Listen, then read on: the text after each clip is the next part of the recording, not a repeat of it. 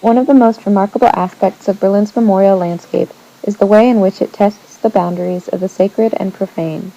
Newer memorials are designed with this, largely unspoken, intention, while older ones are revamped to reflect current standards as best they can, although their location and form have long been set. In the examples that follow, memorials test the boundaries of sacred and profane through their location, content, and form. By taking advantage of the strong emotions people feel when the two categories come too close to one another, these memorials attempt to startle and shock, to provoke an emotional reaction, and, in some cases, to turn these emotions into learning. Built by Soviet troops in the years immediately following World War II, the three Soviet war memorials in Tiergarten, Treptower Park, and Pankow each stand on the graves of thousands of Soviet soldiers. Fairly traditional in form and coherent in content, they resemble more what came before than what came after. With imposing monumental design and the use of military imagery, these memorials tell the story of Soviet victory over fascism. These monumental forms interpreted but one part of the Second World War's story. There is no mention here of concentration camps, of racist policies, or of mass murder. Although they are impressive and attempt to tell the war's story, they now appear propagandistic and incomplete. The memorials in Treptower Park and Pankow were used throughout East Germany's existence for commemoration, but their use as sites of such ceremonies has now largely been abandoned. More than memorials or places of remembrance, then, these memorials are seen more as tourist attractions or examples of Soviet propaganda. In these uses, the memorial retains its sacredness as something to seek out, but the purpose changes. Thus, educational areas and contextual information were added after reunification to orient visitors.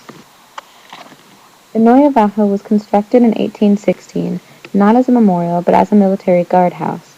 After World War I, it was redesigned by Heinrich Gneisenau as a memorial to the German soldiers lost in that war. During the following decades, the memorial changed with the times and successive governments. After reunification, the memorial was redone to reflect the collective mourning of a unified Germany. This new design, which was remarkably traditional, was widely considered a failure, or at least unrepresentative of German national identity. In trying to create a unified national memorial to mourn all of Germany's victims at once, both German soldiers and those killed by German hands, the Neue Wache was regressing to an earlier period in national memorial design, one that had been incompatible with the complexities of German history since at least the First World War. Another type of memorial now proliferates in Berlin. These Stolpersteine, or stumbling stones, are generally small and site-specific, directly addressing or relating to their location. They are not destinations. Rather, they are placed in areas of high foot traffic, normally geared towards locals rather than tourists, and are meant to be stumbled upon. While not the only memorial that fits under this heading, the most well-known of these are Günter Demnig's Stolpersteine, the small, metallic cobblestones placed into the sidewalk throughout Germany. Here is a memorial, something normally treated as sacred, installed in the most mundane of places.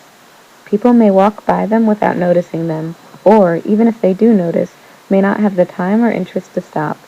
The power of this type of memorial, though, is its ability to surprise the viewer. The first time someone stops to read a stumbling stone, they may be surprised to find that it is a memorial. They may find its presence in their neighborhood a somewhat off-putting addition to their normal routine.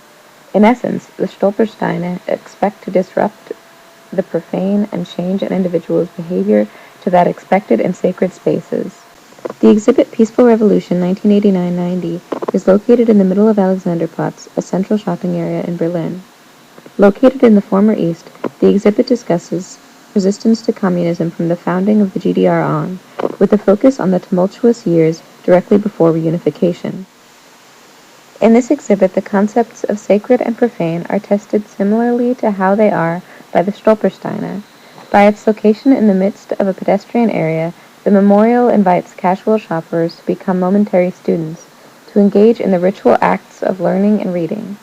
As its existence in the square is unexpected, it startles and surprises the viewer as the Stolpersteine do. Yet both its location in a completely public area rather than the semi-private space of the residential neighborhood and its content, a discussion of events rather than a placement of victims in local context, are less accusatory and more inviting of casual and continued reflection. The memorial to the murdered Jews of Europe, located just south of the Brandenburg Gate and across from the Tiergarten, creates tension between the sacred and profane in a fairly novel way. It is made up of several thousand stelae or pillars installed in rows throughout the area. The ground rises and sinks, and thus the visitor becomes immersed or engulfed in the memorial. The bustling city life of Berlin fades away almost instantly. Even when visitors come in large groups, it is impossible to stay together. Groups must split up, allowing individuals to go alone or in pairs. Despite the large number of people who may be walking the memorial's paths at any time, there is an intense feeling of loneliness and unease that comes with the design. As it is open along all sides and the ground slopes up, the visitor emerges slowly from the memorial and is greeted with the city life again. Here, behavior that would normally be considered profane is actually incorporated into the traditionally sacred space of the memorial. Visitors exit and feel as if they have become part of the memorial's vibrant community and, in enjoying that, remember the dead by living. New memorials in Berlin test the borders of sacred and profane in novel ways, bringing them closer to one another than might have been possible in earlier designs. More traditional memorials are either modernized or augmented with contextual information, their rituals thus updated to include the act of learning. The two categories remain separate, as in Durkheim's theory. In this way and others, architects and artists appear to be including, more and more since the fall of the Berlin Wall, an understanding of the nature of the sacred and profane in their memorial designs. Both seem to be utilized, whereas older memorials relied on the distinct spatial and mental separation of sacred and profane. In addition to this, the rituals have changed. Education is now emphasized. Learning, including reading, pausing, and contextualizing the memorial and its story, is now expected in most memorial designs.